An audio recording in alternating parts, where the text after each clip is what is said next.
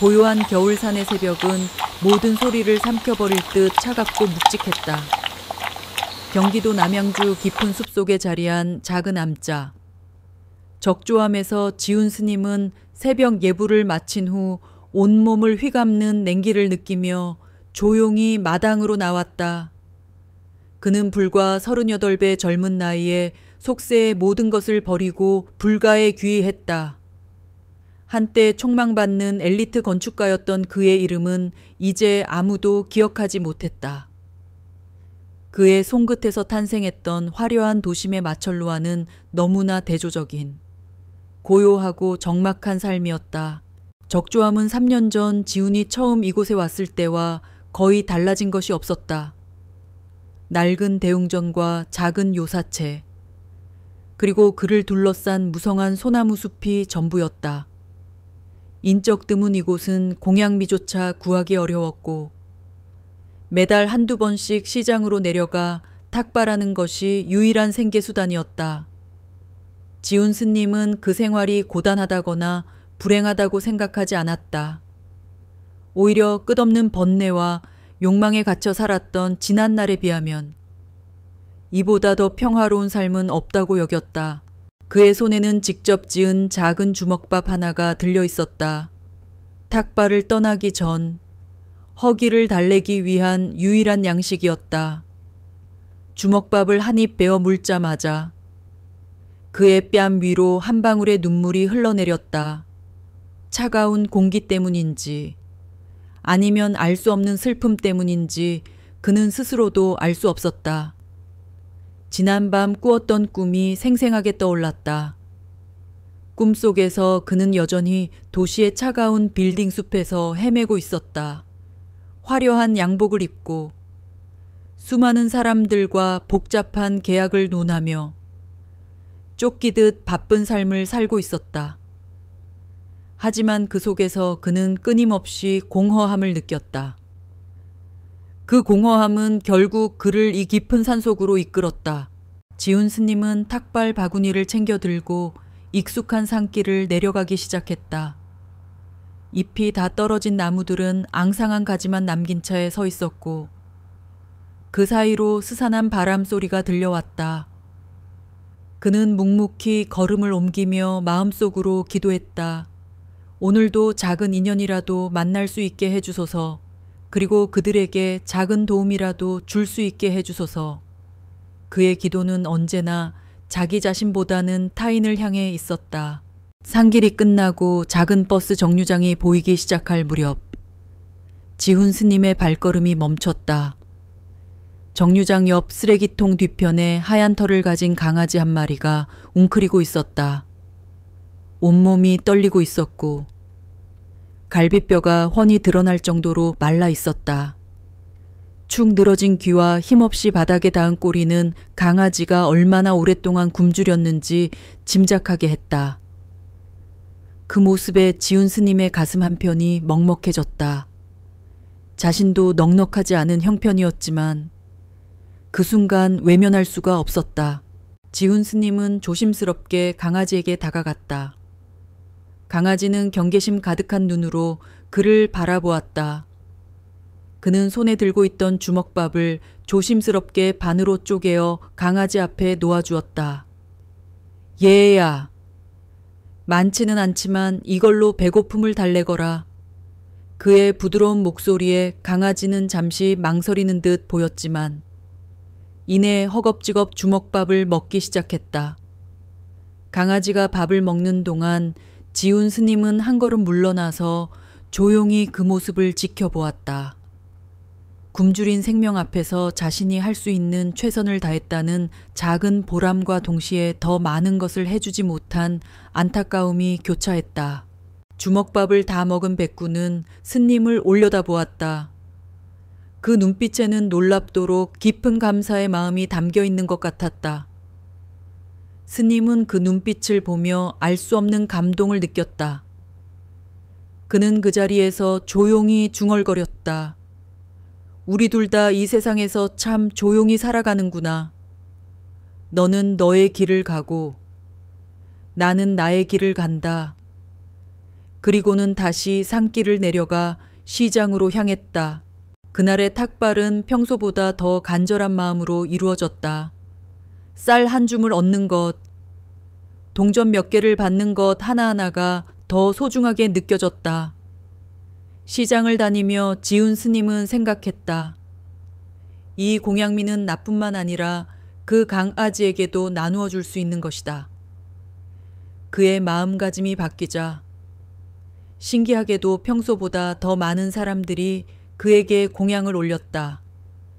따뜻한 호빵 2개를 건네주는 떡집 아주머니, 쌀 한 줌과 함께 따뜻한 차 한 잔을 건네주는 식당 아주머니까지 모두가 그를 따뜻하게 대했다. 탁발을 마치고 암자로 돌아가는 길. 스님은 다시 그 버스 정류장을 지나갔다. 백구는 여전히 같은 자리에 있었다. 스님이 다가가자 백구는 조금 더 반갑게 꼬리를 흔들었다. 스님은 시장에서 받은 호빵 하나를 꺼내 작은 조각으로 나누어 주었다. 천천히 먹어라. 급하게 먹으면 체한다. 스님의 부드러운 음성에 백구는 마치 알아듣기라도 한 듯 조금 더 천천히 호빵을 먹었다. 그 순간 스님은 묘한 기분을 느꼈다. 이 작은 나눔이 단순히 굶주린 개에게 먹이를 주는 것 이상의 의미가 있다는 생각이 들었다. 그것은 마치 부처님께서 말씀하신 자비의 실천과도 같은 것이었다. 해 질 무렵 스님은 백구에게 마지막 인사를 건넸다. 내일도 이 길을 지나갈 것이니 그때까지 건강하게 있거라. 백구는 마치 이해한다는 듯 조용히 고개를 끄덕이는 것 같았다. 스님은 무거운 발걸음을 옮기며 산길을 올라갔다. 작은 주먹밥 하나를 나누어 준 것뿐인데 마음이 이렇게 따뜻해질 수 있다는 것이 신기했다. 그리고 그 백구의 눈빛에서 느꼈던 순수한 감사의 마음이 자꾸만 떠올랐다. 대웅전 앞에 도착한 스님은 부처님께 오늘의 일을 보고 드렸다. 부처님, 오늘 굶주린 생명 하나와 인연을 맺었습니다.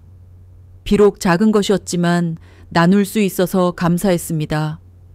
제 마음속의 번뇌가 조금은 가벼워진 것 같습니다. 촛불이 흔들리며 부처님의 자비로운 미소가 더욱 환하게 보였다. 그날 밤 스님은 평소보다 더 깊은 잠에 빠졌다.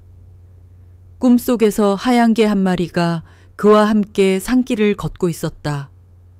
그 꿈은 너무나 생생하고 평화로웠다. 늦은 밤 갑자기 굵은 빗방울이 떨어지기 시작했다. 처음에는 후두둑 소리가 나더니 점점 거세게 쏟아져 내렸다. 새벽 2시쯤 빗소리가 너무 커서 잠에서 깬 스님은 일어나 창문을 열고 밖을 내다보았다. 비가 억수같이 쏟아지고 있었다. 그 순간 그의 마음속에 백구가 떠올랐다. 버스 정류장 근처에는 비를 제대로 피할 만한 곳이 없었다. 그는 옷을 입고 밖으로 나가려 했다. 하지만 이런 폭우 속에서 산길을 내려가는 것은 너무나 위험한 일이었다. 마음은 급했지만 어쩔 수 없이 기다릴 수밖에 없었다. 스님은 대웅전 앞에 무릎을 꿇고 간절히 기도했다.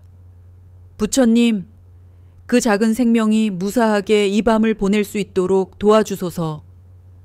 저 혼자만의 힘으로는 어찌할 수 없는 일입니다. 촛불이 바람에 흔들리며 부처님의 얼굴에 그림자가 드리워졌다. 새벽 4시가 넘어서야 비가 그쳤다. 스님은 서둘러 옷을 갈아입고 산을 내려갔다.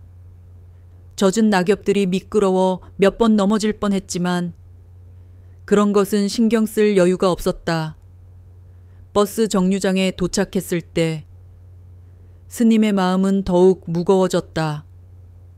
그 자리에 백구가 보이지 않았기 때문이었다. 주변을 살펴보니 무릉덩이만 가득했다. 스님은 혹시나 하는 마음에 근처를 뒤졌지만 백구는 어디에도 없었다. 스님의 마음에는 깊은 자책감이 들었다.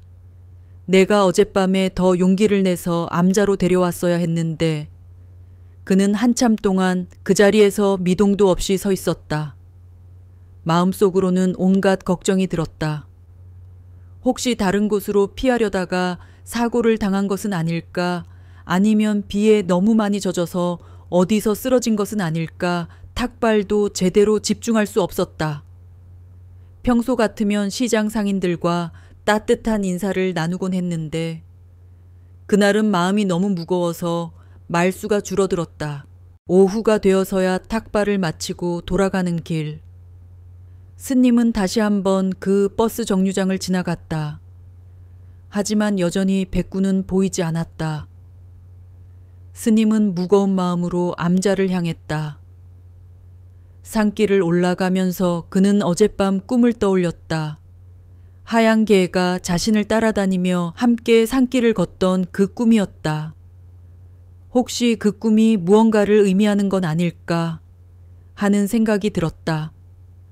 암자에 도착해서 저녁 공양을 준비하던 스님은 문득 밖에서 이상한 소리를 들었다. 뭔가 발걸음 같은 소리였는데 사람의 발걸음과는 달랐다. 그는 조용히 밖으로 나가보았다. 그리고 대웅전 처마 밑에서 웅크리고 있는 익숙한 모습을 발견했다. 바로 어젯밤 그렇게 걱정했던 그 백구였다. 너구나. 스님은 놀라면서도 반가워했다. 백구는 스님을 보자마자 꼬리를 흔들며 다가왔다. 온몸이 아직도 축축했고 털도 군데군데 뭉쳐 있었지만 다행히 큰 부상은 없어 보였다. 어떻게 여기까지 왔니? 이 험한 상의를. 스님은 백구를 자세히 살펴보았다. 발바닥이 조금 헐어 있었고 몸 여기저기에 작은 상처들이 있었다. 분명히 산길을 헤매며 이곳까지 온 것 같았다. 스님은 마음이 복잡했다. 반가운 마음과 동시에 책임감이 느껴졌다. 이 개가 자신을 따라 이 깊은 산까지 왔다는 것은 분명 특별한 의미가 있을 것 같았다. 배고프겠구나. 잠깐만 기다려. 스님은 서둘러 부엌으로 가서 남은 밥에 따뜻한 물을 부어 죽을 끓였다. 그리고 작은 그릇에 담아 백구 앞에 놓아주었다. 백구는 조심스럽게 죽을 먹기 시작했다. 어제처럼 급하게 먹지 않고 천천히 먹는 모습이 신기했다. 마치 이곳이 안전한 곳이라는 것을 알고 있는 것 같았다. 밥을 다 먹고 난 백구는 스님 곁에 조용히 앉았다. 그리고 스님을 올려다보며 무언가 말하고 싶어 하는 것 같은 표정을 지었다. 해가 지고 있었다. 스님은 백구를 보며 고민에 빠졌다. 이 개를 어떻게 해야 할지 결정을 내려야 했기 때문이다. 다시 산 아래로 내려보낼 수도 있었지만 그럴 경우 또다시 굶주리게 될 것이 뻔했다. 그때 백구가 갑자기 일어나서 대웅전 쪽으로 걸어갔다. 그리고 부처님 상 앞에서 앉아서 가만히 있었다. 마치 기도하는 것 같은 자세였다. 스님은 그 모습을 보며 깊은 감동을 받았다. 부처님, 이 작은 생명이 저를 찾아왔습니다. 혹시 이것이 인연이라면 제가 이 아이를 거두어도 되겠습니까? 스님은 대웅전 앞에 무릎을 꿇고 간절히 기도했다. 그 순간 바람이 불어와 촛불이 살짝 흔들리더니 다시 안정되었다. 스님은 그것을 하나의 신호로 받아들였다. 들어오렴. 너도 인연이라면 나와 함께 머물자. 스님의 다정한 말에 백구는 꼬리를 흔들며 스님 곁으로 다가왔다. 그날 밤부터 백구는 스님과 함께 암자에서 지내기 시작했다. 스님은 법당 한쪽에 작은 자리를 마련해 주었고 백구는 그 자리에서 조용히 잠들었다. 혼자였던 암제에 작은 동반자가 생긴 것이었다. 그리고 스님은 이 만남이 단순한 우연이 아니라는 확신이 들었다. 암자의 새벽 공기는 여전히 차가웠지만 이제는 혼자가 아니었다. 지훈 스님이 새벽 예불을 드리기 위해 대웅전 문을 열면 백구백설은 이미 그 앞에서 꼬리를 흔들며 기다리고 있었다. 법당 안으로 들어선 스님이 방석에 앉아 목탁을 들면 백설은 스님 옆에 나란히 앉아 앞발을 가지런히 모으고 조용히 눈을 감았다. 짖지도 않고 돌아다니지도 않고 그저 평화로운 자세로 앉아있는 모습이 마치 수행에 통달한 오래된 수행자 같았다. 승기 하나이구나. 스님은 예불을 마치고 백설의 머리를 쓰다듬으며 중얼거렸다. 평범한 개라면 불가능한 일이었다. 백설은 마치 절의 규칙과 분위기를 완벽하게 이해하고 있는 것 같았다. 스님은 백설의 머리에 손을 얹고 조용히 기도를 올렸다. 이 작은 동물이 자신에게 온 이유를 알 수 없었지만 그 존재 자체만으로도 스님의 마음에 깊은 평화와 위안을 주었다. 백설과 함께 지낸 지 며칠이 지나자 스님의 삶에는 미묘한 변화가 일어났다. 더 이상 혼자라는 외로움을 느끼지 않았고 하루하루가 더 의미 있게 느껴졌다. 탁발을 나설 때도 백설과 함께 산길을 걸었다. 백설은 스님보다 앞서 달려가다 멈춰 서서 기다리곤 했고 스님이 바구니를 들고 시장에 들어서면 뒤에 숨어 조용히 스님을 지켜보았다. 마치 스님을 지키는 든든한 호위무사 같았다. 스님은 백설의 존재가 자신의 마음을 따뜻하게 채워주는 것을 느꼈다. 그러나 그 평화는 오래가지 않았다. 늦가을의 정취가 무르익던 어느 날 오후 하늘이 갑자기 어두워지기 시작했다. 먹구름이 산 전체를 뒤덮었고 스산한 바람이 불어왔다. 기상청 예보에 따르면 그날 밤 늦게부터 폭우가 예고되어 있었다. 스님은 불안한 마음을 감출 수 없었다. 이 작은 암자는 낡아서 비바람에 취약했고 특히 대웅전 뒤편에 낭떠러지는 지난 여름 집중호우로 인해 일부가 무너져 내린 상태였다. 백설아! 오늘은 일찍 들어가자. 밖이 위험해. 스님은 백설을 부르며 암자 안으로 들어갔다. 그러나 백설은 평소와 달리 왠지 모를 불안감을 느끼는 듯 자꾸만 밖을 향해 킁킁거리며 냄새를 맡았다. 저녁 공양을 마치고 잠자리에 들었지만 스님은 쉽게 잠을 이룰 수 없었다. 창밖으로 들려오는 바람 소리가 점점 거세졌다. 자정 무렵 후두둑 소리가 나더니 이내 굵은 빗줄기가 쏟아지기 시작했다. 스님은 잠결에 빗소리를 들으며 마음속으로 백설을 걱정했다. 비록 암자 안에 함께 있었지만 혹시나 빗물이 들어와 백설이 추위에 떨지는 않을까 염려되었다. 그는 이불을 들고 일어나 백설이 있는 법당 구석으로 갔다. 백설은 아무 일 없다는 듯 조용히 잠들어 있었다. 스님은 백설의 곁에 이불을 덮어주며 잠시 앉아 있었다. 백설의 몸에서 느껴지는 따뜻한 온기가 스님의 불안한 마음을 조금이나마 가라앉혀 주었다. 그날 밤 폭우는 절정에 달했다. 새벽 2시쯤 갑자기 쾅 하는 굉음과 함께 땅이 흔들렸다. 스님은 벌떡 일어나 밖을 내다보았다. 벼락이 떨어진 것이었다. 대웅전 뒤편 낭떠러지 부근이었다. 스님은 불안한 마음에 손전등을 들고 밖으로 나갔다. 백설은 스님을 따라 나서려 했지만 스님은 위험하다는 듯 백설을 막아섰다. 백설은 스님의 뜻을 이해했는지 낑낑거리며 암자 입구에서 멈춰섰다.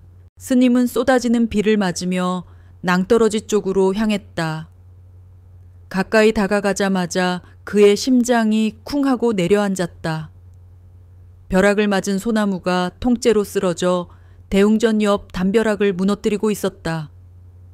만약 그 소나무가 대웅전 쪽으로 쓰러졌다면 백설이 자고 있던 법당도 무사하지 못했을 것이다. 스님은 가슴을 쓸어내리며 안도했다. 그러나 그때 백설이 갑자기 짖기 시작했다. 그것은 평소의 평화로운 모습과는 전혀 다른 다급하고 날카로운 울음소리였다. 백설은 낭떠러지 쪽을 향해 미친 듯이 지저댔다. 스님은 백설의 행동이 이상하다는 것을 느꼈다. 그저 벼락 때문에 놀란 것이 아닐 수도 있다는 생각이 들었다. 그는 손전등을 낭떠러지 아래쪽으로 비추었다.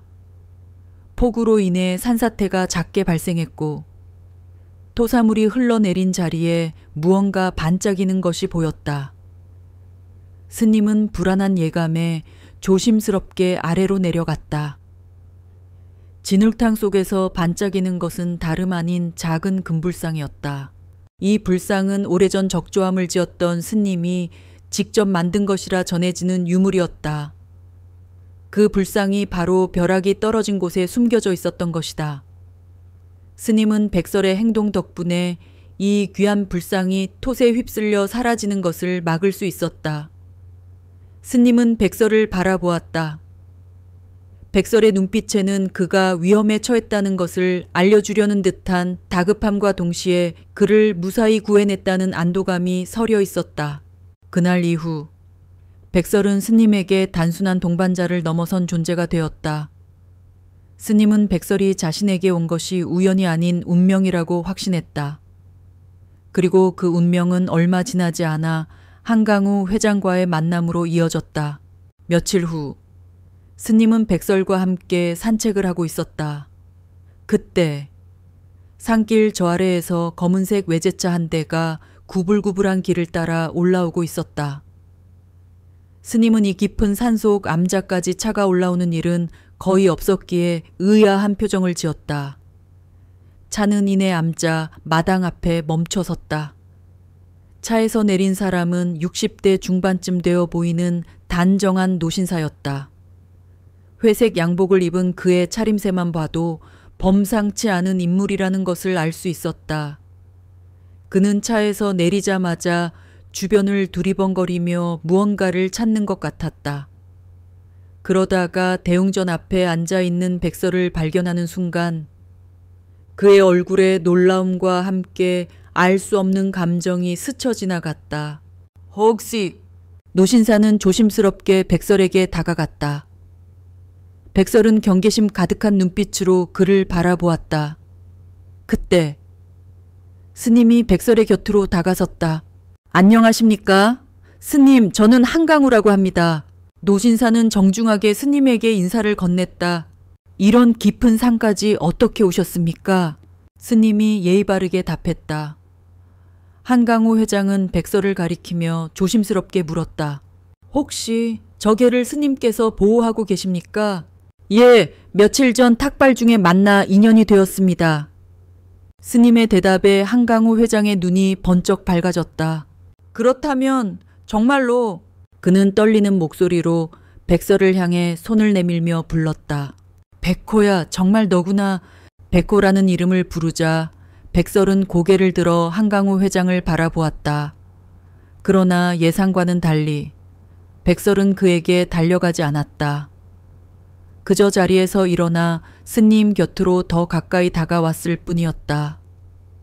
한강우 회장은 당황한 표정을 지었다. 백호야, 나야 할아버지란 말이다. 그는 무릎을 꿇고 백설에게 다가가려 했지만 백설은 오히려 스님 뒤로 숨으려 했다. 한강우 회장은 깊은 실망감과 슬픔에 잠겼다. 이상하네요. 분명히 백호가 맞는데 그는 고개를 숙인 채 한숨을 쉬었다. 스님은 그의 안타까운 마음을 이해했다. 3년 동안 애타게 찾던 반려견을 만났는데 그 개가 자신을 외면한다면 얼마나 속상할까. 스님은 조심스럽게 물었다. 혹시 개의 특징을 더 자세히 말씀해 주시겠습니까? 오른쪽 앞다리에 작은 점이 있고 목 뒤쪽에 하얀 털이 하트 모양으로 나 있습니다. 그리고 왼쪽 귀끝이 살짝 접혀 있어요. 한강우 회장이 말하는 특징들이 모두 백설과 일치했다. 스님은 백설을 자세히 살펴보았고 그가 말한 특징들이 그대로 있는 것을 확인했다. 분명히 같은 개가 맞는 것 같았다. 그럼 이 개가 정말 회장님의 반려견이 맞는 것 같은데 왜 이렇게 낯선 반응을 보이는 걸까요? 스님도 궁금해했다. 한강우 회장은 씁쓸한 미소를 지으며 말했다. 아마 3년 동안 혼자 지내면서 많은 고생을 했을 겁니다. 사람에 대한 신뢰를 잃었을 수도 있고요. 그 말을 들은 스님은 마음이 아팠다. 백설이 그동안 얼마나 힘든 시간을 보냈을지 상상되었다. 그런데 신기한 것은 스님께는 완전히 마음을 연 것 같습니다. 한강우 회장은 스님 곁에 바짝 붙어 있는 백설을 보며 말했다. 제 아내가 돌아가시기 전에 한 말이 있습니다. 백호가 마음을 연 사람은 반드시 특별한 사람이다 라고 했거든요. 그는 스님을 자세히 바라보며 물었다. 스님께서는 어떤 삶을 사시는 분입니까? 저는 그냥 평범한 중입니다. 불문에 든 지 10년이 되었지만 여전히 미련 많은 중이에요. 스님은 겸손하게 대답했다. 미련 많은 중이라니. 저야말로 미련을 버리지 못해 3년 동안 이 길을 찾아 헤맸습니다. 아내를 잃은 슬픔을 이겨내지 못해서 말이에요. 두 사람은 잠시 말없이 백설을 바라보았다. 백설은 여전히 스님 곁에서 움직이지 않았다. 한강우 회장은 깊은 고민에 빠진 듯 보였다. 한강우 회장은 자신의 눈앞에 있는 백설, 아니 백호를 보며 깊은 생각에 잠겼다. 3년이라는 긴 세월 동안 그는 이 작은 생명체를 찾기 위해 막대한 시간과 돈을 썼다. 전국의 유기견 보호소는 물론이고 사설 탐정까지 고용해 백호의 행방을 추적했다. 하지만 그 어떤 단서도 찾을 수 없었다. 모두가 이제는 포기하라고 했지만 그는 포기할 수 없었다. 백호는 단순히 아내가 아끼던 반려견이 아니었다. 그것은 아내가 남기고 간 유일한 유산이자 아내와의 연결고리였다.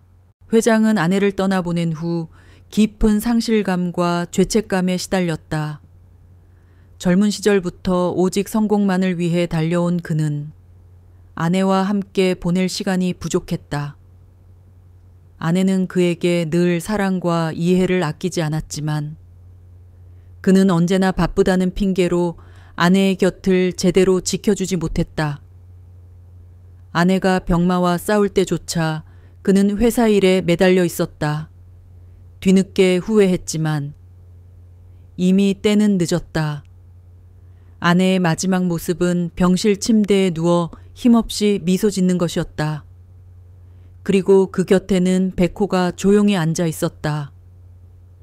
아내는 마지막으로 그에게 백호를 잘 돌봐달라고 부탁했다. 하지만 아내가 세상을 떠난 후 백호는 홀연히 사라져 버렸다. 회장은 백호를 잃은 것을 아내에게 용서를 구하는 마지막 기회마저 잃은 것이라 생각했다. 저에게는 이 개를 다시 데려가고 싶은 마음이 간절합니다. 회장은 떨리는 목소리로 말했다. 하지만 지금 상황을 보니 억지로 데려갈 수는 없을 것 같습니다. 그의 눈은 백설을 향해 있었다. 백설은 여전히 스님의 바지춤에 몸을 숨긴 채 회장을 경계하고 있었다. 스님은 회장의 복잡한 심정을 이해했다. 한편으로는 3년간 찾아 헤맨 반려견을 되찾고 싶을 것이고 다른 한편으로는 자신을 외면하는 백설의 반응에 실망하고 있을 터였다.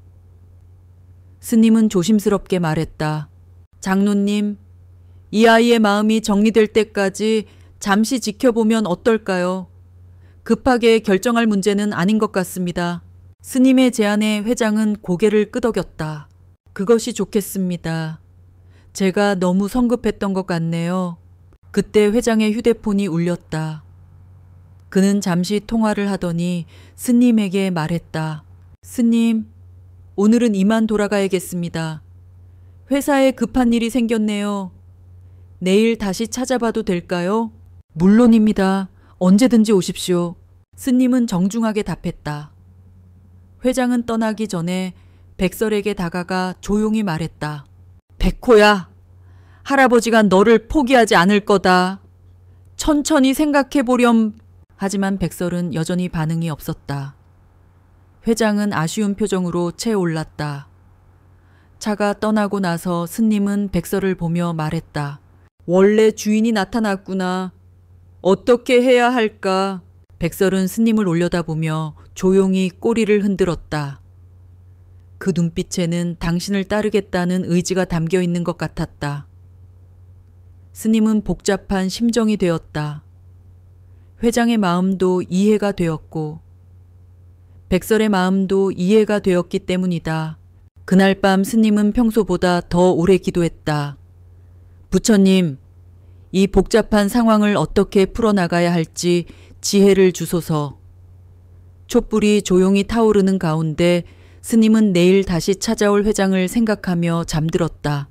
다음 날 아침, 스님은 평소보다 일찍 일어나 새벽 예불을 드렸다. 백설은 어김없이 스님 옆에 앉아서 조용히 함께 있었다. 스님은 기도하면서 어제 회장의 이야기를 계속 떠올렸다. 3년 동안 애타게 찾던 반려견과 재회했는데 그 개가 자신을 외면한다면 얼마나 마음이 아플까. 오전 10시쯤 예상했던 대로 회장의 차가 다시 산길을 올라왔다. 어제와 같은 검은색 외제차였지만 오늘은 뒷좌석에 누군가가 함께 와 있었다. 차에서 내린 회장과 함께 50대 중반의 단정한 여성이 내렸다. 안녕하십니까? 스님, 어제 말씀드린 대로 다시 찾아뵙습니다. 회장은 정중하게 인사를 드렸다. 이분은 저희 회사에서 일하시는 민서연 비서입니다. 동물을 무척 좋아하시는 분이지요. 회장이 소개해 주었다. 민서연 비서는 백설을 보자마자 눈을 반짝였다. 정말 예쁜 개네요. 회장님께서 그렇게 찾으시던 백호가 바로 이 아이군요. 회장님이라고 하셨는데 스님은 궁금해했다. 회장은 약간 민망한 표정을 지었다. 아, 제가 어제 자세히 말씀드리지 못했네요. 저는 대한건설이라는 회사를 운영하고 있습니다. 직원들이 저를 회장님이라고 부르거든요. 스님은 놀랐다. 대한건설이라는 이름은 들어본 적이 있었기 때문이다. 꽤 큰 건설회사였다. 하지만 스님은 그런 것에 큰 관심을 두지 않았다. 그런 큰 회사를 운영하시는 분이 이런 깊은 상까지. 스님이 중얼거리자 회장은 쓸쓸하게 웃었다. 제가 가진 모든 것도 아내 없이는 의미가 없더군요. 그래서 아내가 남기고 간 유일한 것인 백호를 찾는 게 제게는 가장 중요한 일이었습니다. 민서연 비서가 백설에게 다가가려 했지만 백설은 어제와 마찬가지로 스님 뒤로 숨었다. 회장은 안타까운 표정을 지었다. 하룻밤 자고 나서도 여전히 저를 못 알아보는군요. 회장은 한숨을 쉬었다. 스님은 회장의 마음을 달래주고 싶었다. 시간이 필요할 것 같습니다. 이 아이도 3년 동안 많은 일을 겪었을 테니까요. 그래도 스님께는 완전히 마음을 연 것 같습니다. 정말 신기해요. 민서연 비서가 말했다. 회장은 잠시 생각에 잠겼다가 스님에게 물었다. 스님, 혹시 이 절 말고 다른 곳에서 생활해 보신 적이 있나요? 저는 원래 서울에서 직장 생활을 했습니다. 10년 전에 불문에 들어와 여러 절을 다니다가 3년 전부터 이곳에서 지내고 있어요. 그럼 일반 사회생활도 해보셨군요. 회장의 눈에 뭔가 번뜩이는 것이 있었다. 네, 그렇습니다. 하지만 그때는 참 바쁘게만 살았던 것 같아요. 지금은 이렇게 조용한 곳에서 단순하게 사는 것이 더 좋습니다. 회장은 민서연 비서와 잠시 눈짓을 주고받더니 중요한 이야기를 꺼냈다. 스님, 제가 한 가지 제안을 드려도 될까요? 무슨 제안인지 말씀해 보십시오. 사실 저희 회사에서 강원도 평창 쪽에 새로운 프로젝트를 진행하고 있습니다. 휴양과 치유를 위한 복합 리조트 건설 사업인데 그 중에서도 특히 마음의 치유에 중점을 둔 시설을 만들고 있어요. 스님은 그 이야기를 조용히 들었다. 회장이 무슨 제안을 하려는지 궁금해졌다. 그런데 그 시설을 제대로 운영하려면 사람들의 마음을 어루만질 수 있는 특별한 분이 필요합니다. 단순히 상담사나 치료사가 아니라 진정한 의미에서 사람들에게 평안을 줄 수 있는 분 말이에요. 회장은 잠시 말을 멈췄다가 계속했다. 제 아내가 돌아가시기 전에 마지막으로 남긴 말이 있습니다. 백호가 마음을 연 사람은 반드시 특별한 사람이다. 그런 사람을 만나면 꼭 함께 일할 기회를 만들어라 라고 했거든요.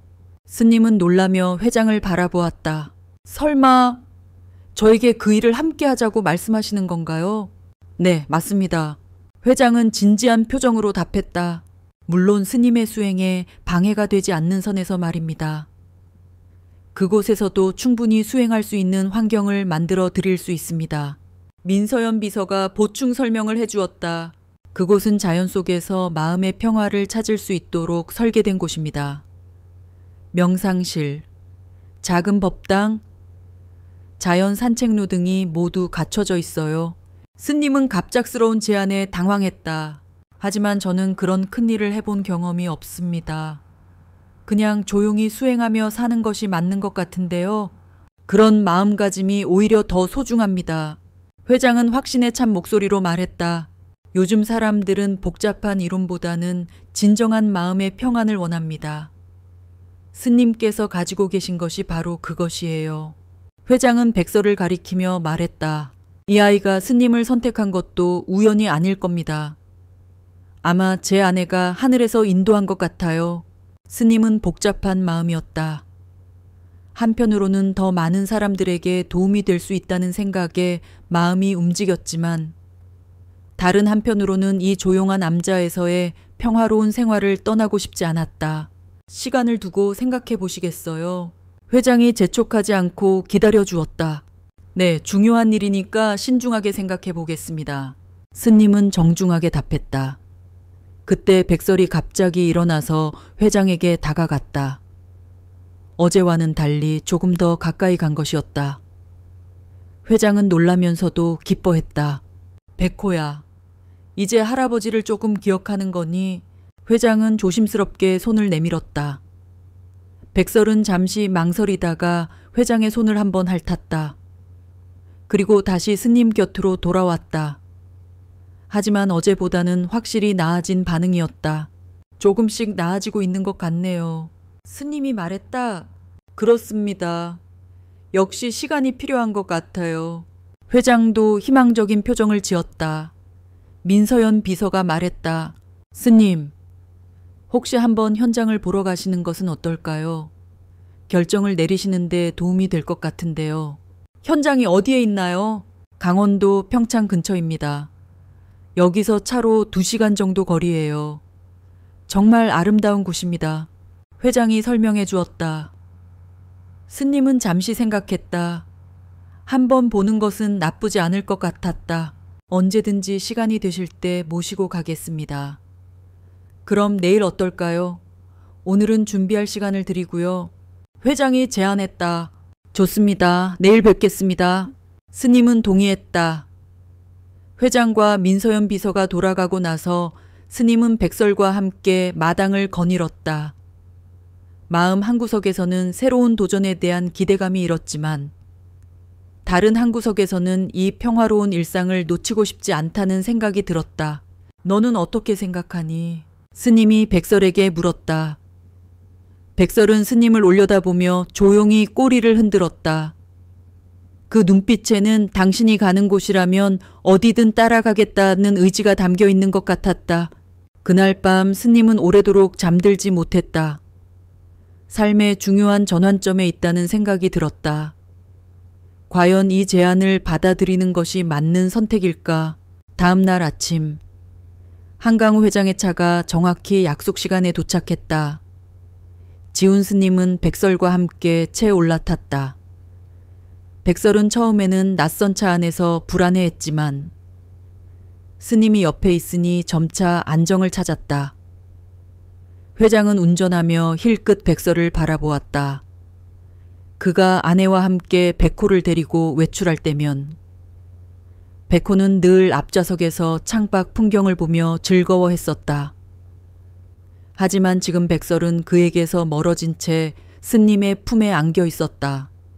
그 모습에 회장은 가슴 한편이 시큰거렸다. 스님, 강원도까지 가는 길이 참 아름답습니다. 단풍이 이렇게 예쁜 줄 몰랐네요. 스님은 창밖 풍경을 보며 감탄했다. 붉고 노란 단풍이 병풍처럼 펼쳐져 있었다. 이 길을 자주 다니는데 오늘따라 더 아름다워 보입니다. 좋은 분과 함께 가서 그런 것 같아요. 회장도 기분이 좋아 보였다.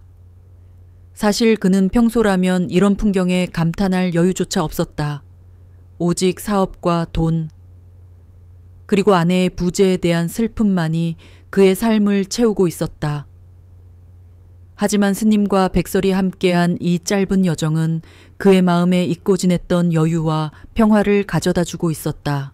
2시간 정도 달린 후 차는 강원도 평창 산자락에 자리한 넓은 부지에 도착했다.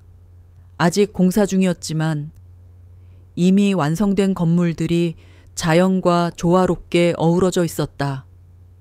한옥양식을 현대적으로 재해석한 건물들은 참 인상적이었다. 와, 정말 아름다운 곳이네요. 스님은 진심으로 감탄했다. 이곳은 단순한 건축물이 아니었다. 회장의 상실감과 아내에 대한 사랑이 고스란히 담겨 있는 예술 작품처럼 느껴졌다. 그때 현장에서 한 남자가 다가왔다. 40대 후반쯤 되어 보이는 그는 작업복을 입고 있었는데 표정이 그리 좋지 않았다. 회장님, 오셨습니까? 그는 회장에게 인사를 드렸지만 스님을 보는 시선이 영 좋지 않았다. 소개해 드리겠습니다. 이분은 현장 책임자인 정태호 이사님입니다. 회장이 소개해 주었다. 그리고 이분은 제가 어제 말씀드린 지훈 스님이십니다. 정태호 이사는 건성으로 인사를 했다. 안녕하십니까? 그리고 곧바로 회장에게 말했다. 회장님, 잠시 따로 이야기할 게 있습니다. 회장은 스님에게 양해를 구하고 정 이사와 함께 사무실로 향했다. 스님은 백설과 함께 주변을 둘러보았다. 명상실로 사용될 예정인 공간은 정말 평화로웠다. 넓은 유리창으로 바깥 풍경이 한눈에 들어왔고 천장도 높아서 마음이 탁 트이는 느낌이었다. 작은 법당도 정성스럽게 만들어져 있었다. 이런 곳에서 사람들과 함께 수행할 수 있다면 정말 좋겠구나. 스님은 마음속으로 생각했다. 그는 이미 이곳에서 사람들을 치유하는 자신의 모습을 상상하고 있었다. 그런데 사무실에서 나온 정 이사의 표정은 더욱 어두워져 있었다. 회장은 조금 곤란한 표정을 지었다. 실장님이 몇 가지 우려사항을 말씀해 주셨습니다. 회장이 조심스럽게 말했다. 정 이사가 직접 나섰다. 스님, 죄송하지만 솔직히 말씀드리겠습니다. 이곳은 일반인들이 이용할 상업시설입니다. 스님께서 여기서 활동하시는 것이 적절한지 의문이 듭니다. 정 이사의 목소리에는 분명 적대적인 감정이 섞여 있었다. 그는 애써 숨기려 하지 않았다. 그의 눈빛은 당신은 이곳에 어울리지 않는 사람이라고 말하고 있었다. 어떤 점이 문제가 될까요? 스님은 차분하게 물었다. 스님이라면 절에 계셔야 하는 것 아닙니까? 여기는 공사장이고 사업장입니다. 게다가 이런 시설 운영 경험도 없으실 텐데 책임질 수 있으신가요? 이 프로젝트는 회장님의 개인적인 감정으로 결정될 만큼 가볍지 않습니다. 정 이사의 말에는 스님에 대한 불신과 함께 프로젝트에 대한 강한 소유욕이 느껴졌다. 그는 회장에게 인정받아 이 프로젝트의 총책임자가 되고 싶어 했다. 스님이라는 낯선 인물이 갑자기 나타나 모든 것을 차지하려 하는 것이 불편했을 것이다. 실장님 말씀도 일리가 있습니다. 저도 신중하게 생각해 보겠습니다. 스님은 정중하게 답했다. 그의 태도는 정 이사의 공격적인 발언에도 흔들림이 없었다. 오히려 그의 차분함이 정 이사를 더욱 자극하는 듯했다. 실장님, 스님께서 와주시면 분명 도움이 될 것입니다. 이건 단순한 사업이 아니라 제 아내의 뜻이 담긴 프로젝트입니다. 회장이 스님을 옹호했지만 정 이사는 한 발도 물러서지 않았다. 회장님, 저는 이 프로젝트의 성공을 위해서 하는 말입니다. 감정적으로 판단하시면 안 됩니다. 회장님의 뜻은 존중하지만 저는 책임자로서 이 프로젝트를 위험에 빠뜨릴 수 있는 요소들을 제거해야 합니다. 정 이사의 강한 주장에 분위기는 어색해졌다. 회장은 스님에게 미안한 마음이 들었지만 오랫동안 함께 일한 정 이사의 의견도 무시할 수 없었다. 오늘은 이만 돌아가겠습니다. 다시 한번 생각해 보겠습니다. 스님은 상황을 정리하려 했다. 돌아가는 차 안에서 회장은 계속 사과했다. 스님, 정말 죄송합니다. 실장이 평소에는 그렇지 않은데 괜찮습니다. 실장님도 책임감 때문에 그런 말씀을 하신 것 같아요. 사업이라는 것이 원래 그런 것이니까요. 스님은 이해한다는 표정을 지었다. 하지만 마음 한구석에서는 뭔가 석연치 않은 느낌이 들었다. 정 이사의 반대가 단순히 업무적인 우려에서 나온 것 같지는 않았다.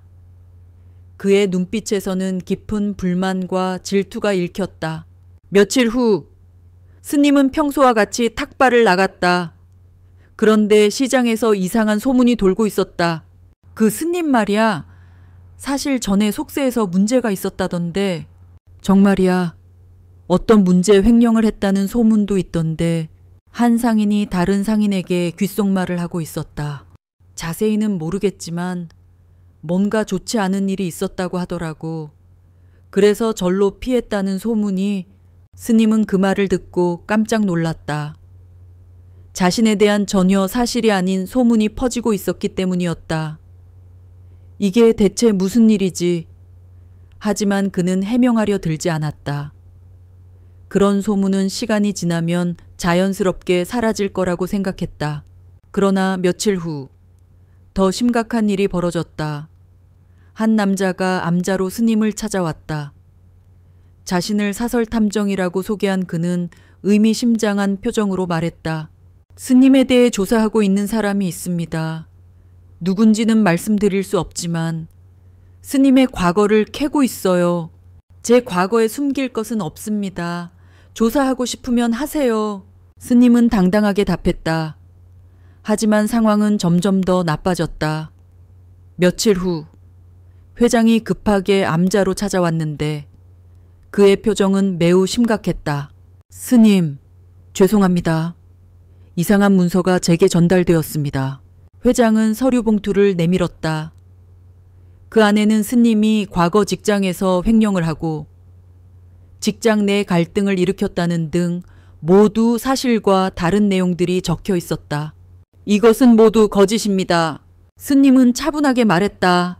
저도 그렇게 생각합니다. 하지만 이런 문서가 나돌면 프로젝트에 악영향을 미칠 수 있어요. 특히 투자자들이 이 사실을 알게 되면. 회장은 고민스러워했다.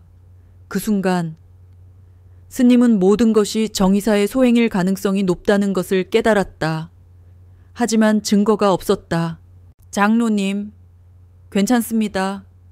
저는 이런 일로 마음이 흔들리지 않아요. 진실은 언젠가 드러날 것입니다. 스님은 의연했다. 하지만 며칠 후 더 큰 사건이 벌어졌다. 백설이 갑자기 아파하기 시작한 것이었다. 토하고 설사를 하며 몸을 떨었다. 스님은 급히 백설을 안고 동물병원으로 달려갔다. 수의사는 검사를 해보더니 심각한 표정을 지었다. 독을 먹은 것 같습니다.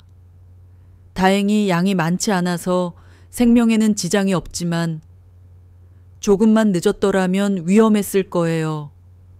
독이라니, 누가 이런 끔찍한 일을. 스님은 충격을 받았다.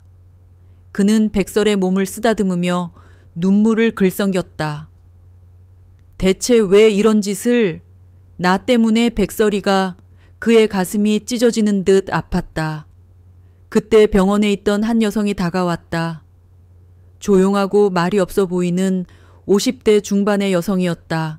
저는 김 장로님 회사에서 일하는 민서연이라고 합니다.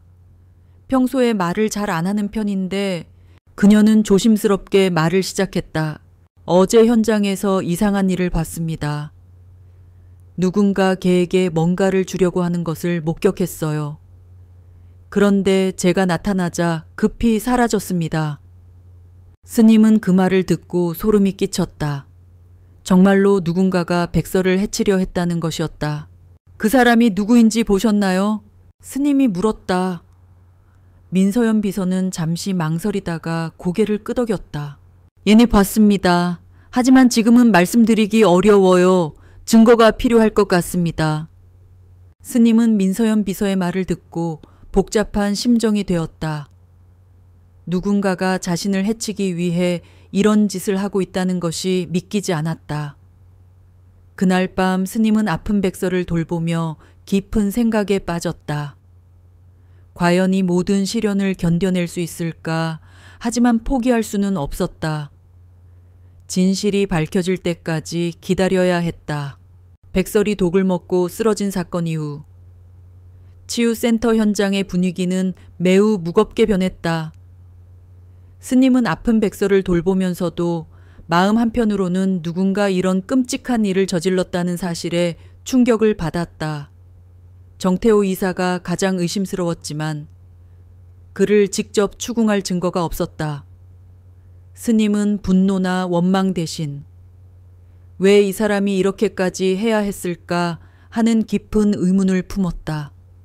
탐욕이 한 사람의 영혼을 어떻게 갉아먹는지, 그리고 그 끝이 얼마나 비참할 수 있는지 그는 지난 삶을 통해 잘 알고 있었다. 백설은 다행히 생명에는 지장이 없었다. 스님은 백설이 회복할 때까지 암자에서 한시도 떨어지지 않고 보살폈다. 백설의 몸에서는 아직 독의 후유증이 남아 있었지만 스님의 정성과 보살핌 덕분에 조금씩 기력을 되찾아갔다. 백설은 몸이 아픈 와중에도 스님을 향한 변함없는 신뢰를 보여주었다. 스님이 곁에 있으면 불안해하지 않았고 스님의 목소리를 들으면 평화로운 표정으로 잠이 들었다. 한편 현장에 돌아간 민서연 비서는 더욱 조심스럽게 정 이사를 관찰하기 시작했다. 평소에도 말수가 적었던 그녀는 더욱 조용해졌지만 눈빛만은 예리했다. 그녀는 자신의 스마트폰 카메라를 이용해 정 이사의 모든 행동을 몰래 촬영하고 녹음했다. 정 이사는 자신의 계획이 순조롭게 진행되고 있다고 믿었기에 그녀의 은밀한 움직임을 전혀 눈치채지 못했다. 그는 스님을 쫓아낼 마지막 한 방을 준비하고 있었다. 며칠 후 한강우 회장이 심각한 표정으로 현장을 찾았다. 그의 손에는 또 다른 서류가 들려 있었다. 스님, 또 이상한 자료가 저에게 전달되었습니다. 회장은 한숨을 쉬며 말했다. 이번에는 더욱 정교하게 만들어진 가짜 서류들이었다. 스님이 과거에 절도를 저질렀다는 내용부터 신도들의 헌금을 횡령했다는 거짓 증언까지 있었다. 이번 것은 정말 정교하게 만들어졌네요. 누가 이런 일을 하는 걸까요? 스님은 서류를 보며 고개를 저었다. 정 이사가 의심스럽긴 하지만 확실한 증거가 없어서 어떻게 할 수가 없어요. 증거도 없이 해고했다가는 역으로 고소당할 수도 있고요. 회장도 답답해했다. 그는 믿고 의지했던 부하 직원의 배신에 큰 충격을 받은 상태였다. 그때 민서연 비서가 조용히 다가왔다. 회장님, 잠시 따로 말씀드릴 것이 있습니다. 한강우 회장과 민서연 비서는 사무실로 들어갔고 스님은 혼자 남겨졌다. 백설은 아직 완전히 회복되지 않아서 스님 곁에 조용히 누워 있었다. 괜찮다. 백설아, 진실은 언젠가 밝혀질 거야. 스님은 백설을 쓰다듬으며 위로했다. 스님은 마음속으로 자신을 해하려는 정 이사를 용서하고 있었다. 그에게 복수하거나 증오하는 마음이 들지 않았다. 오히려 그가 왜 이렇게까지 해야 했는지, 그 내면의 외로움과 불안을 이해하고 싶었다. 스님은 모든 것에는 이유가 있다고 믿었다. 그 이유를 이해하면 미움과 증오에 굴레에서 벗어날 수 있다고 생각했다. 1시간 후 한강우 회장과 민서연 비서가 사무실에서 나왔다. 회장의 얼굴에는 분노가 가득했다. 그의 주먹은 굳게 쥐어져 있었다. 스님, 모든 게 밝혀졌습니다. 회장의 목소리는 떨리고 있었다. 무슨 일인가요? 민서연 비서는 작은 카메라를 꺼내며 말했다. 제가 지난 일주일 동안 몰래 촬영한 영상들입니다. 그 카메라 속에는 놀라운 장면들이 담겨 있었다. 정 이사가 가짜 서류를 만들고 있는 모습, 사설 탐정에게 돈을 주며 스님에 대한 거짓 정보를 퍼뜨리라고 지시하는 장면, 그리고 백설에게 독이 든 간식을 주려다가 민서연 비서에게 발각되어 도망가는 모습까지 모두 담겨 있었다. 이런, 정말 정 이사가 한 짓이었군요. 스님은 충격을 받았다. 더 심한 것도 있어요. 민서연 비서가 다른 영상을 보여주었다. 정 이사가 동료들에게 스님의 나쁜 소문을 퍼뜨리라고 부탁하는 장면이었다. 회장님, 스님은 사기꾼입니다. 저런 사람이 우리 리조트의 얼굴이 되면 안 됩니다. 정 이사는 거짓말로 동료들을 설득하고 있었다. 회장은 주먹을 불끈 쥐며 말했다. 어떻게 이런 일을, 사람이 할 수 있는 일이 아니에요. 왜 이런 일을 했을까요? 스님은 여전히 이해가 되지 않았다. 민서연 비서가 설명해 주었다. 정 이사는 원래 이 프로젝트의 총책임자가 되고 싶어 했어요.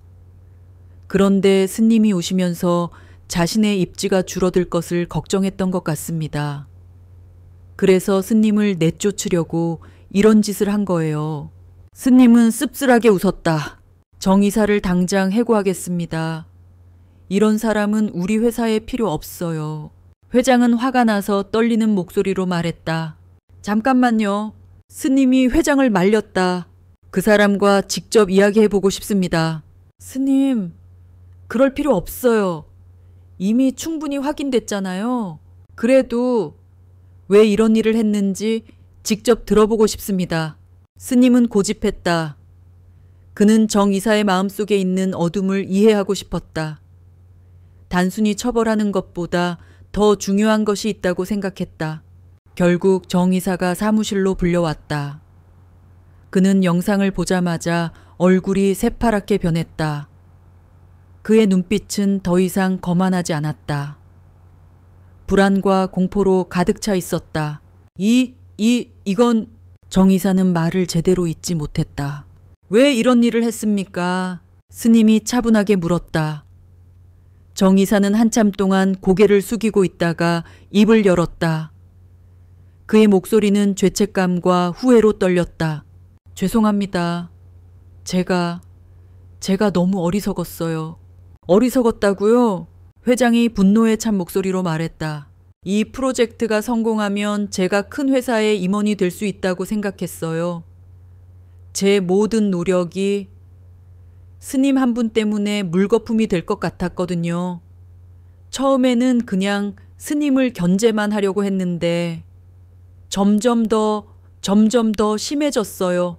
그의 눈에서 눈물이 흘러내렸다. 그러다가 이런 끔찍한 일까지. 걔에게 독을 준 것은 너무 심했어요.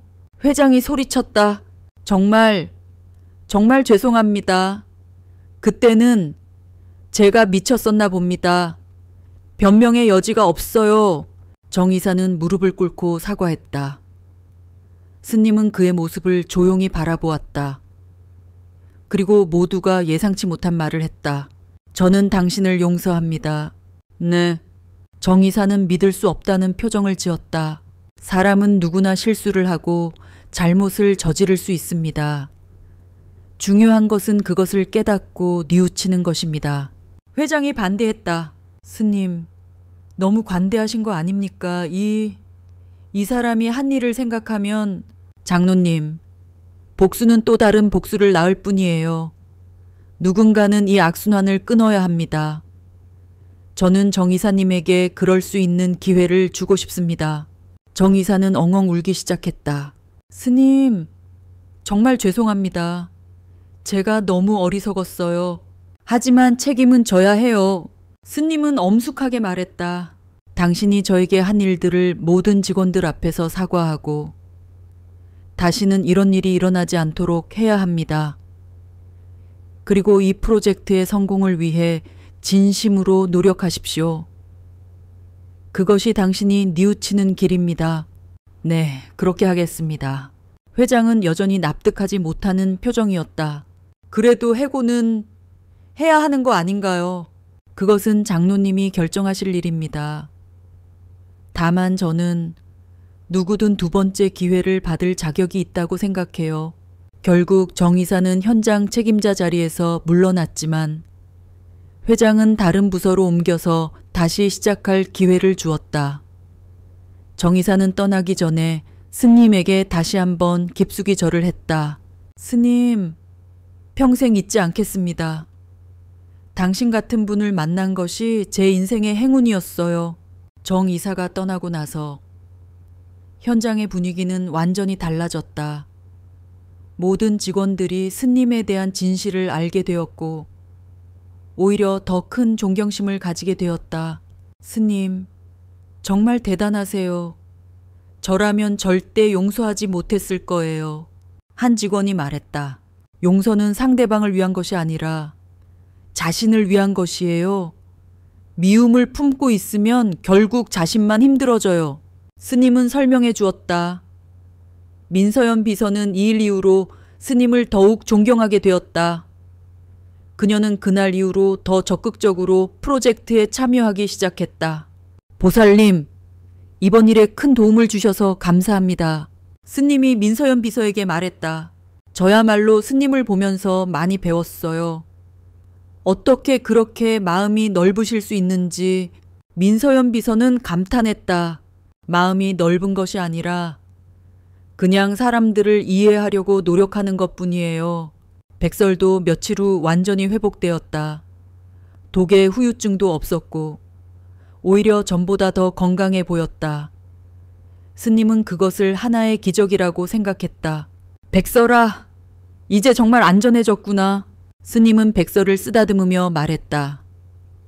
백설은 꼬리를 흔들며 기뻐했고 스님의 손을 핥으며 애정을 표현했다. 한강우 회장은 이 모든 일이 끝나고 나서 스님에게 다시 한번 제안했다. 스님, 이제 정말 함께 해주시겠어요. 더 이상 방해하는 사람도 없고 모든 직원들이 스님을 원하고 있어요. 스님은 잠시 생각했다. 이번 일을 통해서 많은 것을 배웠다. 사람들의 마음속에 있는 어둠과 빛, 그리고 진실이 가진 힘을 깨달았다. 그는 고개를 끄덕였다. 네, 함께 하겠습니다. 스님은 미소를 지으며 답했다. 정말요, 와, 너무 기뻐요. 회장은 어린아이처럼 기뻐했다. 그날 저녁 스님은 백설과 함께 현장을 천천히 걸어 다녔다. 곧 완성될 치유센터의 모습을 상상하면서 말이다. 백설아, 우리가 이곳에서 많은 사람들을 도울 수 있을 것 같아. 스님이 말했다. 백설은 스님을 올려다보며 꼬리를 흔들었다. 그 눈빛에는 함께 하겠다는 의지가 담겨 있는 것 같았다. 모든 오해와 갈등이 해결된 후 치유센터 현장의 분위기는 완전히 달라졌다. 정태호 이사가 물러나고 스님은 김 장로의 전적인 신뢰를 받으며 프로젝트의 새로운 책임자가 되었다. 정 이사의 악행을 목격하고 스님의 용서를 지켜본 직원들은 이제 스님을 단순한 고용인을 넘어 진정한 스승이자 멘토로 여기기 시작했다. 그들의 존경심은 억지로 만들어진 것이 아닌 스님의 진정한 인격에서 우러나온 것이었다. 스님, 정말 대단하세요. 저라면 절대 용서하지 못했을 거예요. 한 직원이 솔직한 심정을 드러냈다. 스님은 온화하게 웃으며 답했다. 용서는 상대방을 위한 것이 아니라 자신을 위한 것입니다. 미움이라는 무거운 짐을 계속 짊어지고 있으면 결국 그 짐 때문에 자신만 힘들어져요. 그 짐을 내려놓는 순간 비로소 마음이 자유로워지는 것을 느낄 수 있습니다. 이 짧은 대화는 직원들의 마음에 깊은 울림을 주었다. 그들은 스님에게서 단순히 건물의 완공을 책임지는 전문가의 모습이 아닌 삶의 지혜를 가르쳐주는 진정한 치유자의 모습을 발견했다. 그 중에서도 민서연 비서는 스님에게 깊은 감명을 받았다. 그녀는 스님의 말처럼 용서라는 행위가 얼마나 큰 힘을 가지고 있는지 직접 목격했다. 그녀의 내면에도 알 수 없는 변화가 시작되었다. 원래 말수가 적고 감정을 잘 드러내지 않던 그녀는 스님과 대화를 나누며 조금씩 마음의 문을 열기 시작했다. 보살님, 이번 일에 큰 도움을 주셔서 감사합니다. 스님이 민서연 비서에게 말했다. 저야말로 스님을 보면서 많이 배웠어요. 어떻게 그렇게 마음이 넓으실 수 있는지. 마음이 넓은 것이 아니라 그냥 사람들을 이해하려고 노력하는 것뿐이에요. 그 사람이 왜 그런 행동을 했는지, 그 사람의 내면에 어떤 아픔이 숨겨져 있는지 그것을 이해하려고 노력하다 보면 미움 대신 연민의 마음이 생기게 되지요. 민서연 비서는 고개를 끄덕이며 생각에 잠겼다. 그녀는 스님을 통해 이해와 연민의 중요성을 깨달았다. 그날 이후 그녀는 단순한 비서 역할을 넘어 치유센터 프로젝트에 적극적으로 참여하기 시작했다. 그녀는 스님이 치유의 본질을 진심으로 들어주는 것에 있다고 말하자 스스로 방문객들과 대화를 나누고 그들의 이야기를 경청하는 역할을 자처했다. 백구백설도 완전히 회복되었다. 독의 후유증은 찾아볼 수 없었고 오히려 전보다 더 건강하고 활기찬 모습이었다. 백설은 이제 현장의 모든 직원들에게 사랑받는 마스코트가 되었다. 직원들은 백설을 백설보살님이라 부르며 정성껏 보살폈다.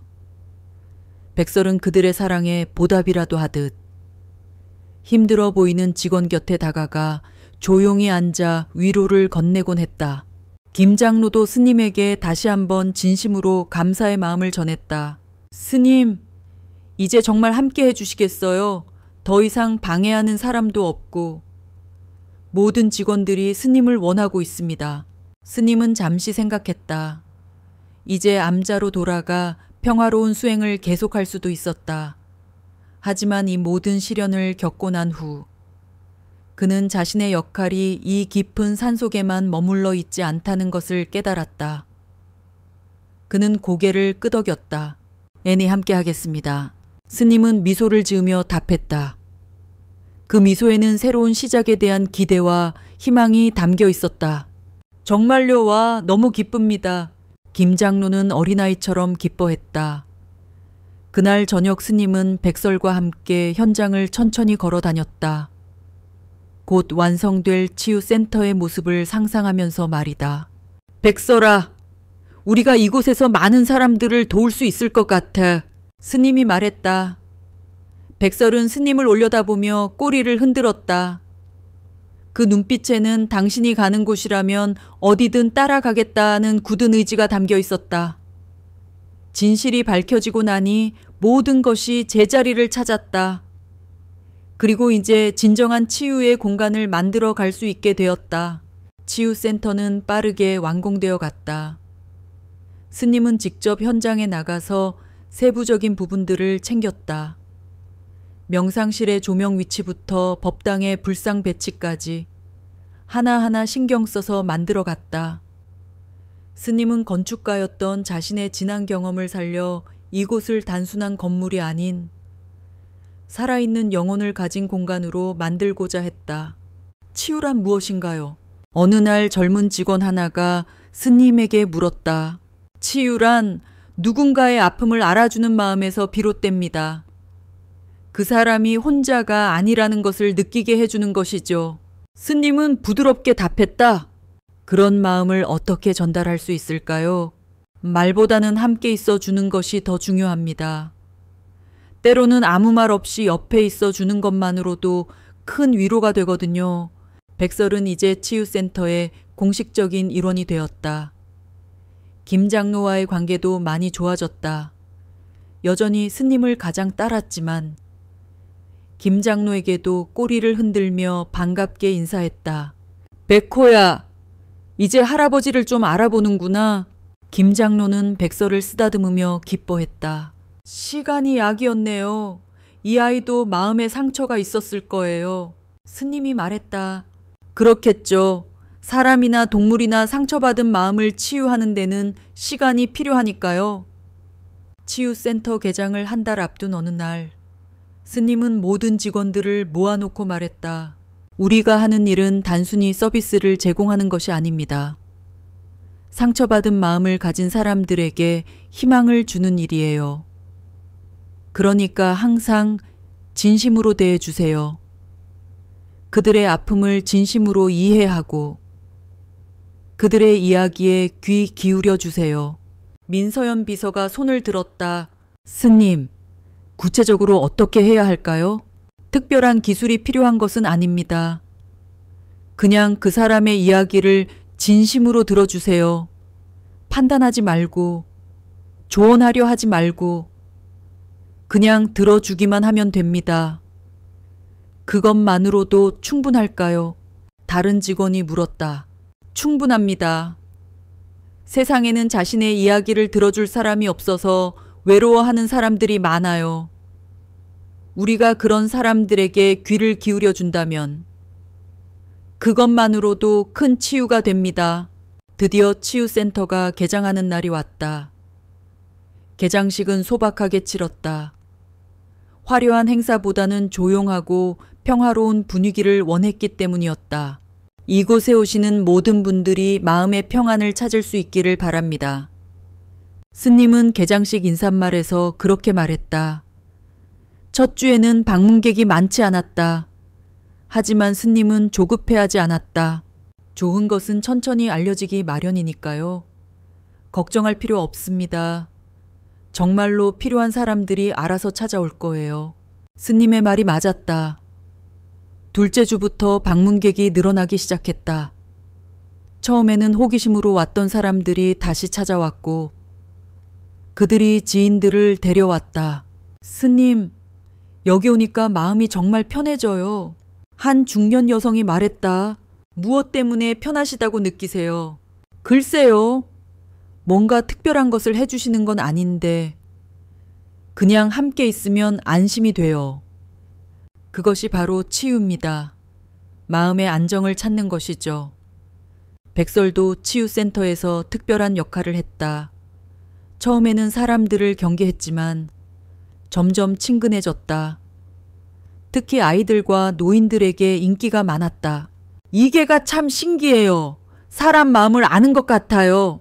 한 할머니가 말했다. 동물들은 사람의 마음을 잘 알아챕니다. 백설도 마찬가지예요. 스님은 설명해 주었다. 한 달이 지나자 치유센터는 입소문이 나기 시작했다. 인터넷 후기에는 좋은 글들이 올라왔다. 스님 말씀을 들으면 정말 눈물이 나와요. 그동안 혼자 간직했던 아픔을 누군가가 이해해 준다는 느낌이 들어요. 백설이라는 개가 있는데 그 개를 보고 있으면 마음이 평화로워져요. 시설도 좋지만 무엇보다 직원들이 진심으로 대해주는 것이 좋아요. 김 장로는 이런 반응을 보며 뿌듯해했다. 스님, 제 아내가 옳았어요. 정말 백호가 특별한 분을 선택했네요. 저는 특별한 사람이 아닙니다. 그냥 사람들의 마음을 이해하려고 노력할 뿐이에요. 스님은 겸손하게 말했다. 그런 마음가짐이 바로 특별한 것입니다. 민서연 비서도 변화했다.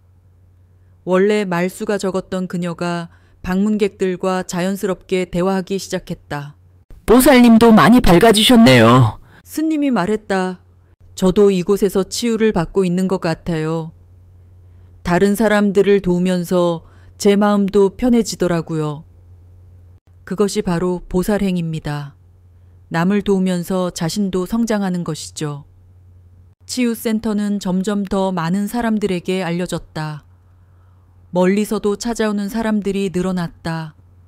하지만 스님은 상업적으로 확장하려 하지 않았다. 더 큰 시설을 만들어서 더 많은 사람들을 받으면 어떨까요? 김 장로가 제안했다. 아니요. 지금 규모가 적당합니다. 너무 커지면 오히려 개인적인 관심을 기울이기 어려워져요. 이대로가 좋습니다. 그럼 다른 지역에 분원을 만드는 건 어떨까요? 그것도 아직은 이르다고 생각합니다.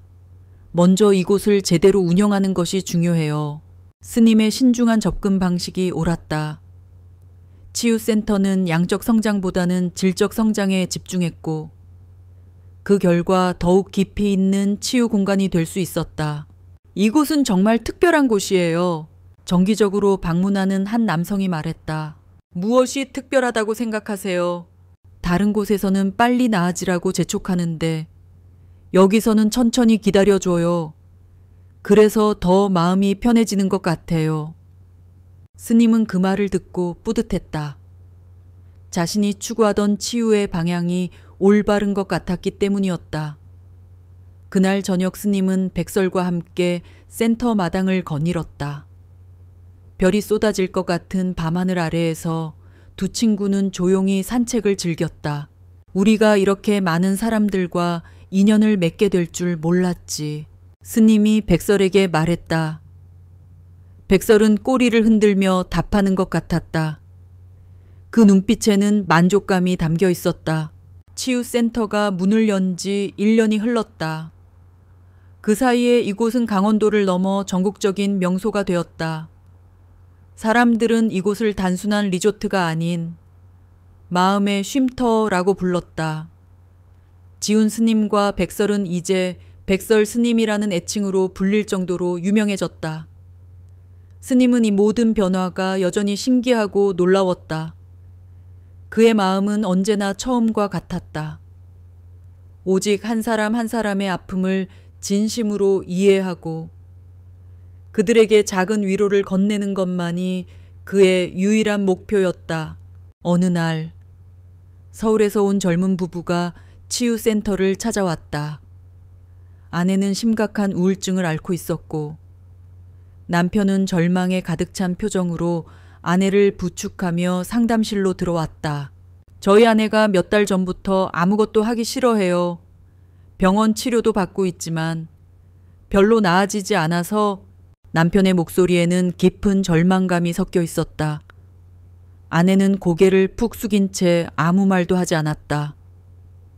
스님은 그 모습을 보며 마음이 아팠다. 많이 힘드셨겠어요? 스님은 아내에게 부드럽게 말했다. 스님의 따뜻한 목소리에 아내는 간신히 입을 열었다. 저는 왜 이렇게 됐는지 모르겠어요. 예전에는 그래도 밝았는데 지금도 충분히 밝은 분이세요. 다만 마음에 먹구름이 끼어 있을 뿐이에요. 구름은 언젠가 걷히기 마련이거든요. 스님의 말에 아내가 고개를 들었다. 그 순간 백설이 조용히 다가와 아내의 발치에 누웠다. 평소에는 낯선 사람에게 쉽게 다가가지 않던 백설이었다. 아내는 놀라면서도 백설의 머리를 쓰다듬었다. 이 개가 저를 위로해 주는 것 같아요. 아내가 작은 미소를 지으며 말했다. 백설은 사람의 마음을 잘 알아요. 당신에게 위로가 필요하다는 것을 안 거예요. 스님은 설명해 주었다. 그날 이후로 그 부부는 매주 치유센터를 찾았다. 처음에는 아내만 상담을 받았지만 나중에는 남편도 함께 참여하게 되었다. 남편분도 많이 힘드셨을 거예요. 사랑하는 사람이 아플 때 곁에서 지켜보는 것도 큰 고통이거든요. 스님은 남편의 마음도 헤아려 주었다. 네, 맞아요. 아내를 도와주고 싶은데 어떻게 해야 할지 모르겠어서 답답했어요. 2달 후, 그 아내는 많이 밝아졌다. 완전히 회복된 것은 아니었지만 작은 일들에서 기쁨을 찾기 시작했다. 스님, 어제 남편이 해준 계란 프라이가 그렇게 맛있을 수가 없더라고요. 예전에는 그런 것도 몰랐는데 아내가 웃으며 말했다. 작은 것에서 행복을 찾는 것이 진짜 치유입니다. 스님도 기뻐했다. 이런 기적 같은 일들이 계속 이어졌다. 처음에는 절망에 빠져 있던 사람들이 점차 희망을 찾아갔다. 물론 모든 사람이 극적으로 변한 것은 아니었지만 대부분은 작은 변화라도 경험했다. 스님은 자신의 역할이 단순히 상담을 해주는 것이 아니라 그들의 이야기를 진심으로 들어주고 함께 있어주는 것이라는 것을 다시 한번 확인했다. 그런데 어느 날 스님 자신도 놀라는 일이 벌어졌다. 한 할머니가 스님 앞에 무릎을 꿇고 절을 하려고 한 것이었다. 할머니, 왜 이러세요? 어서 일어나세요. 스님이 당황하며 할머니를 부축했다. 스님 덕분에 제가 다시 살게 되었어요. 우리 손자도 다시 웃게 되었고요. 할머니의 눈에는 눈물이 글썽거렸다. 그 할머니는 몇 달 전에 손자를 데리고 왔었다. 손자가 학교에서 심한 왕따를 당해서 자살까지 시도했던 아이였다. 그때 정말 막막했어요. 10살짜리 아이가 죽고 싶다고 하는데 뭘 어떻게 해야 할지 할머니가 그때를 회상하며 말했다. 지금은 어떤가요? 완전히 달라졌어요. 학교도 다시 다니고 친구들도 사귀었어요. 무엇보다 웃음을 되찾았어요. 스님, 저는 스님께 평생 이 은혜를 갚으며 살겠습니다. 스님은 그 말을 듣고 뭉클했다. 자신의 작은 노력이 한 아이의 인생을 바꿔놓았다는 것이 믿기지 않았다. 할머니, 저는 별다른 것을 해드리지 않았는데요.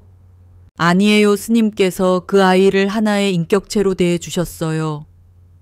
어른들은 다 아이 취급했는데 스님만은 진짜 친구처럼 대해 주셨거든요. 그 아이가 처음으로 마음을 연 분이 스님이에요. 그날 저녁, 스님은 백설과 함께 치유센터 뒷산에 올랐다. 해가 지고 있었고 하늘이 붉게 물들어 있었다. 백설아, 우리가 이렇게 많은 사람들과 인연을 맺게 될 줄 알았니? 스님이 백설에게 물었다. 백설은 꼬리를 흔들며 답하는 것 같았다. 그리고 스님의 손을 코로 툭툭 건드렸다. 맞아. 그날 내가 굶주리고 있지 않았다면 우리는 만나지 못했을 거야. 그리고 이 모든 일들도 일어나지 않았겠지. 스님은 1년 전 그날을 떠올렸다. 버스 정류장에서 만난 굶주린 백구에게 주먹밥 반쪽을 나눠준 그 순간 말이다. 그때는 그저 불쌍한 마음의 한 일이었는데 그것이 이렇게 큰 변화의 시작이 될 줄은 몰랐다. 백설과의 만남, 김장로와의 인연, 치유센터의 탄생, 그리고 수많은 사람들과의 만남까지 정말 신기한 일이었다. 작은 나눔 하나가 이렇게 많은 일을 만들어낼 수 있다니. 스님은 감탄했다. 그때 산 아래에서 자동차 소리가 들렸다. 김장로가 올라오고 있었다. 요즘 김장로는 거의 매일 센터에 들렀다. 스님, 여기 계셨군요. 찾았네요. 김장로가 숨을 헐떡이며 올라왔다. 이게 무슨 일이세요? 좋은 소식이 있어요.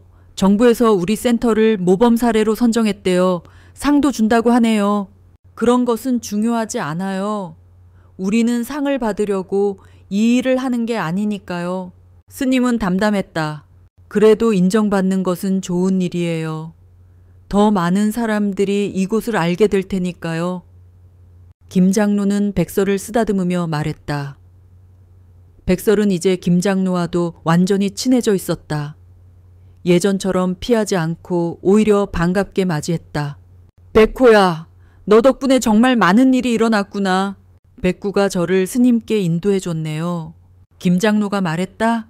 아니에요. 우리 모두가 서로를 인도해 준 것 같아요. 스님이 답했다. 해가 완전히 지고 있었다.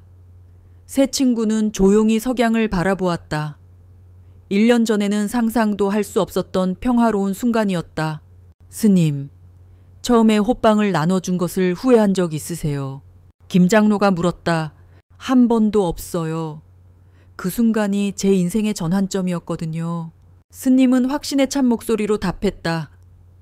그날 호빵 반쪽이 이렇게 많은 생을 살리게 될 줄 누가 알았을까? 작은 자비는 우주의 진동을 바꿉니다. 그리고 언젠가 우리가 나눈 작은 것들이 누군가의 인생을 다시 시작하게 만들어요. 백설은 스님의 말에 고개를 끄덕이는 것 같았다. 그리고 조용히 스님의 손에 머리를 기댔다. 그날 밤 치유센터는 따뜻한 불빛에 둘러싸여 있었다. 멀리서 보면 마치 작은 등대 같았다. 어둠 속에서 길을 잃은 사람들에게 희망의 빛을 보여주는 등대 말이다. 스님은 창문을 통해 그 불빛을 바라보며 생각했다. 이 모든 것이 굶주린 백구 한 마리와의 작은 만남에서 시작되었다니. 작은 나눔이 만들어낸 기적이었다. 그리고 그 기적은 아직도 계속되고 있었다.